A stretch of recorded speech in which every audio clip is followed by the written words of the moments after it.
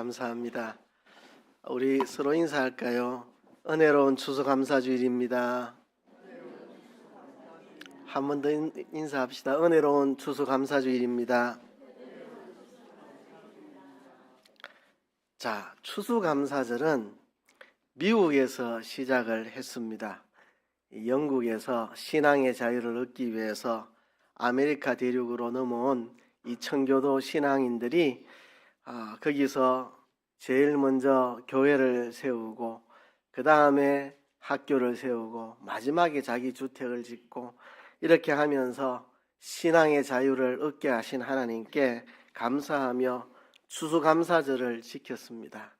추수감사절을 영어로는 그래서 Thanksgiving Day라고 하죠. Thanksgiving Day. 감사를 드린다는 이야기입니다. 하나님께 감사를 드린다. Thanksgiving Day입니다. 그래서 이 추수감사절은 하나님께 감사를 드리는 날입니다. 무엇으로 감사를 드립니까? 추수감사 예배로 하나님께 드리고 또 우리의 이 찬양, 감사 찬양으로 하나님께 드리고 우리가 정성껏 준비한 추수감사 헌금을 통해 하나님께 드리고 또 성찬식을 통해서 하나님께 감사의 마음을 드리고 오후에 발표회를 통해서 하나님께 받은 은혜에 대한 감사를 우리가 표현하여 하나님께 드리는 날입니다. 근데 뭐가 그렇게 감사하세요? 무엇 때문에 여러분들 감사하세요? 올해 몸이 건강해지셨습니까? 제가 볼 때는 한 해 한 해 여러분들 건강이 약해지시는 것 같아 보이는데 무엇으로 여러분들은 감사하십니까? 돈을 많이 벌었습니까? 요즘 뭐 빼고는 다 오른다고 그래요? 네, 월급 빼고는 다 오른다 그러죠.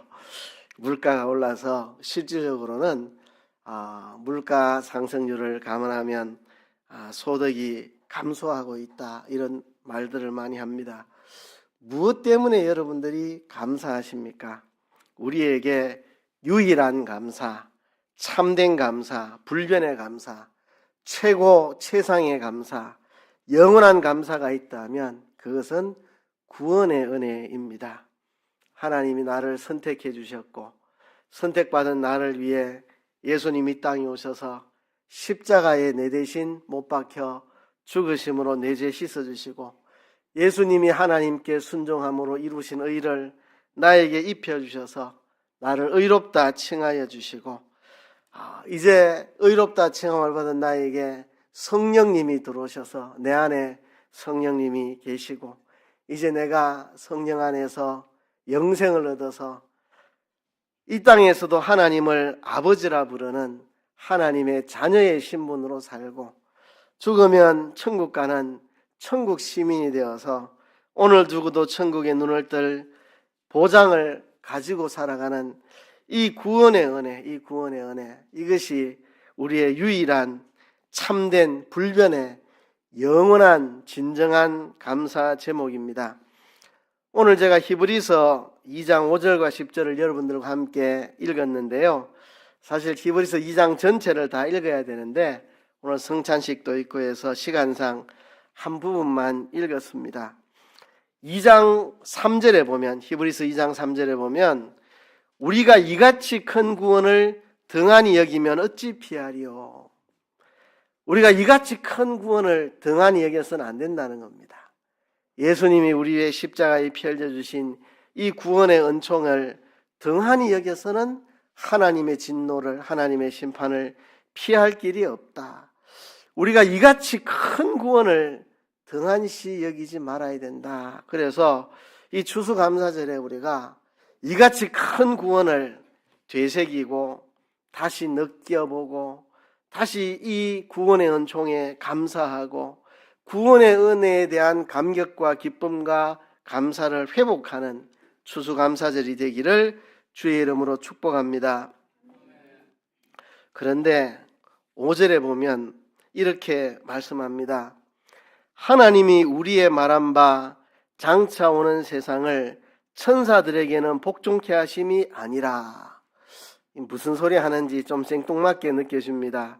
하나님이 우리에게 말한 바 장차 오는 세상을 천사들에게는 복종케 하심이 아니라. 누구에게 복종하게 했다는 겁니까? 누구? 우리에게, 저와 여러분에게 하나님께서 장차 오는 세상, 그렇죠? 완성된 하나님의 나라 천국 장차 오는 세상에 온 세상으로, 온 만물 세상으로 하여금 천사들에게 복종케 하는 게 아니고 우리 사람에게 복종하게 하셨다는 겁니다. 그게 무슨 말인지 6절에 나옵니다. 오직 누가 어디 증거하여 가로되 사람이 무엇이간데 주께서 저를 생각하시며 인자가 무엇이간데 주께서 저를 권고하시나이까. 저를 잠깐 동안 천사보다 못하게 하시며 영광과 존귀로 관시우시며 만물을 그 발 아래 복종케 하셨느니라 하였으니. 이거는 시편 8편의 내용을 인용한 것입니다. 시편 8편. 이번 부활절 특별 기도회 때 시편 1편부터 8절까지를 제가 강해 설교를 했습니다. 시편 8편을 이해해야만 오늘 이 히브리서 2장이 이해가 됩니다. 시편 8편을 이해하려면 시편 1편부터 7편까지를 이해해야 합니다. 그래서 이번 특별 기도회 때 시편을 1편부터 8편까지 제가 설교를 했는데요. 시편 1편에 보면 하나님의 통치 원리가 나옵니다. 하나님이 어떤 원리로 세상을 다스리는가? 복 있는 사람은 악인의 길을 쫓지 않고 죄인의 길에 서지 않고 오만한 자의 자리에 앉지 않고 오직 여호와의 율법을 즐거워하여 그 율법을 주야로 묵상하는 자로다. 이런 사람은 시냇가에 심은 나무가 시절을 두사 과실을 맺고 그 잎사귀가 마르지 아니함 같으니 그 모든 행사가 다 형통하리로다. 이렇게 말했습니다. 하나님이 이렇게 악인의 길을 쫓지 않고 죄인의 길에 서지 않고 오만한 자의 자리에 앉지 않고 여호와의 율법을 즐거워하여 그대로 살아가는 사람을 복되게 하나님이 축복하신다는 이야기. 그러나 악인은 그렇지 않으며 바람에 나는 겨와 같도다. 악인이 심판을 견디지 못하고 의인의 회중에 들지 못하고 의인은 여호와께서 그 길을 인정하시지만 악인의 길은 망하게 하신다. 이게 하나님의 세계 통치의 원리입니다. 이것이 하나님의 세상 통치의 원리인데, 그런데 시편 2편부터 7편까지의 내용들을 보면 이 하나님의 통치를 거부하고 저항하는 대적들이 있다고 말합니다. 하나님의 통치를 끊어버리려고 하고 하나님께 매이지 않고 내 멋대로 살아가려는 그런 세력들이 있다는 거죠. 이 인간의 타락 때문입니다. 인류 시조 아담 하와가 선악과를 먹고 범죄해서 타락하고 그 타락한 후손들에게 죄성이 있어서 하나님의 통치를 잘 따르지 않고 자꾸 악인의 길을 쫓고 죄인의 길에 서고 오만한 자리에 앉고 하나님의 통치를 거부하는 타락한 인생들, 그래서 하나님의 통치를 받고 살아가려고 하는 경건한 사람들을 핍박하고 대적하고 괴롭히는 그런 이야기들이 시편 2편부터 7편까지 내용 중에 나옵니다. 그러나 시편 7편에서 보면 하나님의 이 세계 통치가 회복되기를 간구하는 내용이 나옵니다. 하나님의 이 선하신 세상 통치가 회복되기를 간구하는 게 7편에 나오는데, 이제 시편 8편은 그 응답입니다. 하나님이 이 세계를 다시 회복시킨다는 거죠. 이 세상을 다시 회복시킨다. 하나님의 공의로운 통치가 실현되는 하나님의 나라로 다시 회복시키는 내용이 이 시편 8편의 내용입니다. 이 시편 8편은 하나님의 통치 회복을 찬양하는 노래인데요. 시편 8편이 이렇게 시작합니다. 여호와 우리 주여, 주의 이름이 온 땅이 어찌 그리 아름다운지요. 시편 8편이 끝날 때도 똑같이 여호와 우리 주여, 주의 이름이 온 땅이 어찌 그리 아름다운지요. 이렇게 시작과 끝이 똑같이 끝이 나는데요. 우선 이 이야기를 들으면 하나님이 창조한 자연세계의 아름다움을 노래한 것처럼 느껴집니다. 그러나 2절을 보면 이게 자연세계의 아름다움을 노래한 것이 아니라는 걸 알 수 있습니다. 주의 대적을 인하여 어린아이와 젖먹이의 입으로 말미암아 권능을 세우시며 이는 원수와 보수자로 잠잠케 하려 하심이니이다. 하나님의 통치를 거절하는 이 주의 대적들을 어린아이와 젖먹이로 말미암아서 잠잠하게 만든다. 어린아이와 젖먹이가 누구냐? 사람을 가리킨 겁니다. 사람. 어린아이 힘이 없잖아요. 젖먹이 힘이 없잖아요. 보잘것없잖아요. 우리 인생이 어린아이와 젖먹이와 같이 보잘것없는 존재입니다. 8장 시편 8편 3절 4절에 보면 주의 손가락으로 만드신 주의 하늘과 주의 베풀어 두신 달과 별들을 내가 보니 사람이 무엇이간데 주께서 저를 생각하시며 인자가 무엇이간데 주께서 저를 권고하시나이까.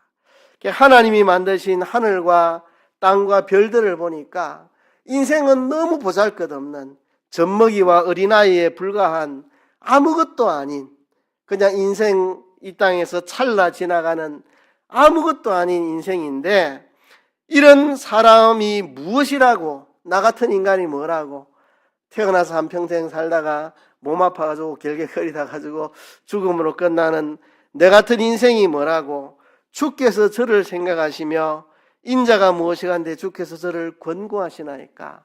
나 같은 사람이 뭐라고 나같이 젖먹이와 어린아이에 불과한 나 같은 사람을 통해서 주의 대적들을 잠잠케 하시는 하나님의 통치를 대적하는 악의 세력들을 잠잠케 하는 일들을 나 같은 보잘것없는 사람을 통해서 이루신다는 거죠. 사람이 무엇이간데 주께서 저를 생각하시며 인자가 무엇이간데 주께서 저를 권고하시나이까. 저를 천사보다 조금 못하게 하시고 영화와 존귀로 관시우셨나이다. 여기 우리 번역에는 천사라고 되어 있는데 히브리어로는 하나님이라고 되어 있습니다. 이거를 천사로 번역을 했지만 원래 뜻은 하나님입니다. 우리가 하나님보다 조금 못한 존재로 지음을 받았죠. 하나님 형상대로 지음을 받았죠. 그래서 우리에게 영광과 존귀로 간시우셨습니다. 우리가 피조물이지만 하나님 형상대로 하나님 다음 가는 최고의 피조물로 우리를 지었습니다. 그래서 주의 손으로 만드신 것을 다스리게 하시고 만물을 그 발 아래 두셨습니다. 모든 우양과 들짐승, 공중의 새, 바다 의족 모든 것들을 다 통치하는 하나님의 대리 통치자로 우리를 세우셨다는 이야기입니다. 그래서 너무 감격해서 사람이 무엇이간데 하나님이 지으신 저 하늘과 땅과 별들을 보니 정말 아무것도 아닌 나 같은 인생을 하나님께서 나를 생각하시고 나를 권고하시고 나를 천사보다 조금 못하게 하나님보다 조금 못하게 지으셔서 영광과 존귀로 관을 씌워주셨다. 이 하나님의 은혜를 찬양하는 내용이 이 시편 8편입니다. 그런데요, 오늘 히브리서가 이 시편 8편을 인용을 하는데 여기에 등장하는 이 사람이 무엇이간데 주께서 저를 생각하시며 인자가 무엇이간데 주께서 저를 권고하시나이까 말한 이 사람이 누구냐? 오늘 히브리서 2장에서는 예수 그리스도라고 말을 합니다. 시편을 읽다 보면 아리까리합니다. 이 사람이 등장하는데 그 사람이 우리를 가리킨 건지 예수 그리스도를 가리킨 것인지 아리까리한 내용이 많이 나옵니다. 이 시편 8편에도 사람이 무엇이간데 주께서 저를 생각하시고 인자가 무엇이간데 주께서 저를 권고하시나이까. 이 사람이 도대체 누구냐? 우리를 가리킨 것 같기도 하고 예수 그리스도를 오실 예수 그리스도를 가리킨 것 같기도 하고 아리까리한데요, 히브리서 2장은 예수 그리스도를 가리킨 것이라고 분명히 말합니다. 하나님이 장차 오는 세상을 천사들에게 복종시킨 게 아니고 바로 이 사람에게 복종을 시켰다는 이 사람이 누구냐? 지금으로 말하면 오신 예수 그리스도를 이야기합니다. 8절에 보면 만물을 그 발 아래 복종케 하셨느니라 하셨으니 만물로 저에게 복종케 하셨은즉 복종치 않은 것이 하나도 없으나 지금 우리가 만물이 아직 저에게 복종한 것을 보지 못하고 오직 우리가 천사들보다 잠깐 동안 못하게 하심을 입은 자 곧 죽음의 고난을 받으심을 인하여 영광과 존귀로 관서신 예수를 보니, 이 시편 8편에 말한 이분은, 이 사람은 바로 예수를 가리킨 것이다. 우리가 그 예수를 지금 보고 있다. 이를 행하심은 하나님의 은혜로 말미암아 모든 사람을 위하여 죽음을 맛보게 하심이라. 이 사람이 천사보다 조금 못하게 잠깐 동안 내려오신 것은 모든 사람을 위하여 죽음을 맛보시고, 그리고 이를 통해서 우리를 구원하게 하려고, 10절에 보면 만물이 인하여 만물이 인하고 만물이 말미암은 자에게는 많은 아들을 이끌어 영광에 들어가게 하시는 일에 저희 구원의 주를 권한으로 말미암아 온전케 하심이 합당하도다. 말이 좀 복잡한데요, 만물이 인하고 만물이 말미암은 자, 예수님을 말하죠. 요한복음에 보면 만물은 예수 그리스도로 말미암아 창조되고 움직이고 있다고 말합니다. 만물이 인하고 만물이 말미암은 그 자, 바로 그 예수 그리스도, 그분을 통해서, 그분의 고난을 통해서 우리를 구원하신다는 이야기입니다. 11절에 보면 거룩하게 하시는 자와 거룩하게 함을 입은 자들이 다 하나에서 난지라. 자, 거룩하게 하시는 자는 예수님이고 거룩하게 함을 입은 자는 우리 성도들입니다. 예수님과 우리 성도들이 다 하나에서 난지라. 그러므로 형제라 부르시기를 부끄러워 아니하시고, 우리를 거룩하게 하시는 예수님과 우리가 거룩함을 입은 우리와 다 하나에서 나서 우리를 형제라 부르셨다. 자, 그러면 이제 여기서 해결이 됩니다. 이 시편 8편에 나오는 이 사람이 누구냐? 우리 성도들을 가리킨 거냐? 그리스도를 가리킨 거냐? 아리까리하다 했는데요, 우리를 가리킨 것도 맞고 그리스도를 가리킨 것도 맞습니다. 왜? 거룩하게 하시는 자와 거룩하게 함을 입은 자들이 다 하나에서 난지라. 다 하나에서 나서 우리는 한 형제라는 겁니다. 예수님과 우리는 하나가고 우리가 한 형제가 되었다 하는 것입니다.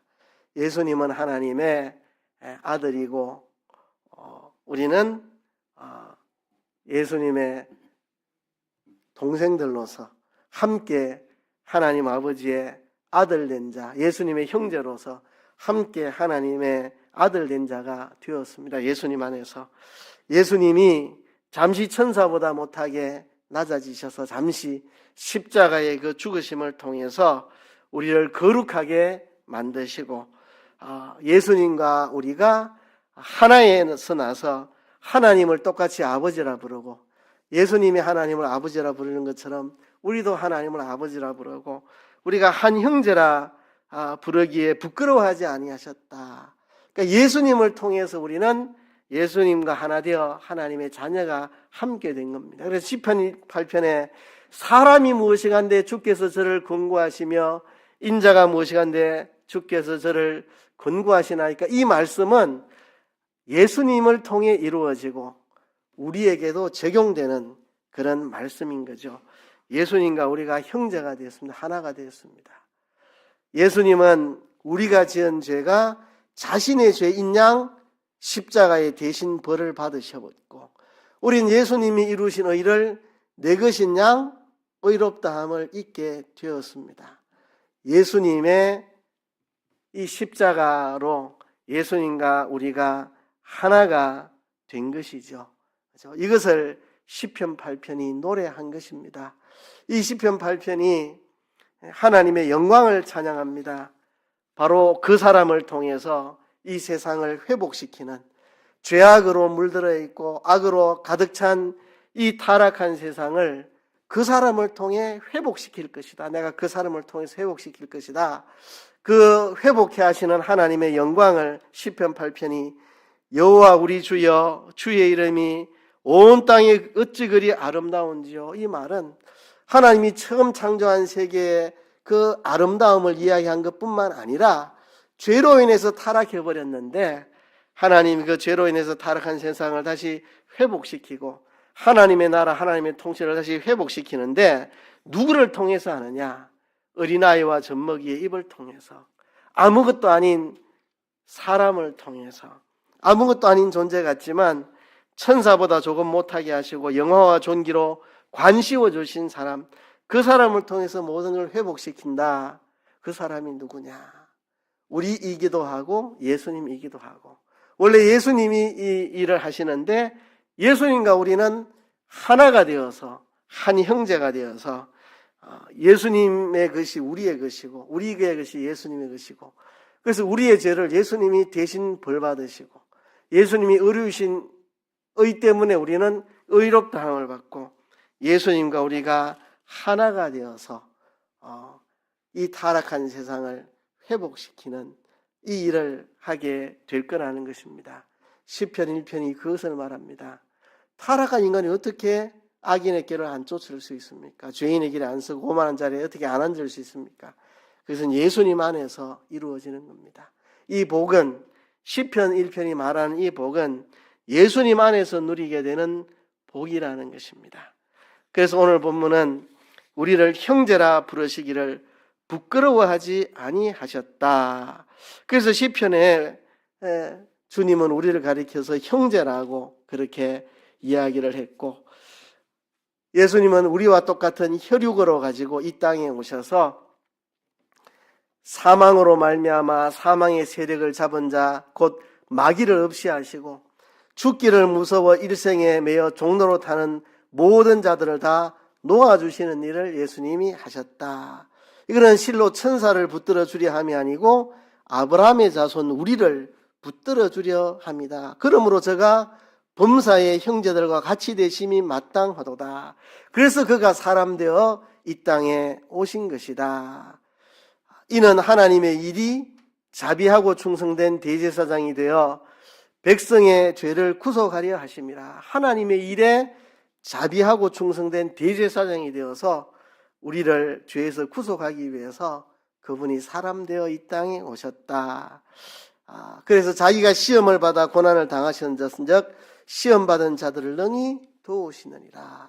시편 8편에 말한 이 하나님의 통치의 회복은 바로 그 사람을 통해 이루어지는데, 그 사람은 잠시 천사보다 못하게 내려와서 우리와 똑같은 사람의 혈육을 가지고 이 땅에 오셔서 십자가의 죽으심으로 우리와 하나 되어 우리의 죄 문제를 해결하시고 그가 이루신 의를 우리와 하나 되어 우리에게 입혀주신 그분을 통해서 하나님의 통치가 회복이 된다 하는 것을 본문이 말하면서 그와 우리가 하나가 되었다.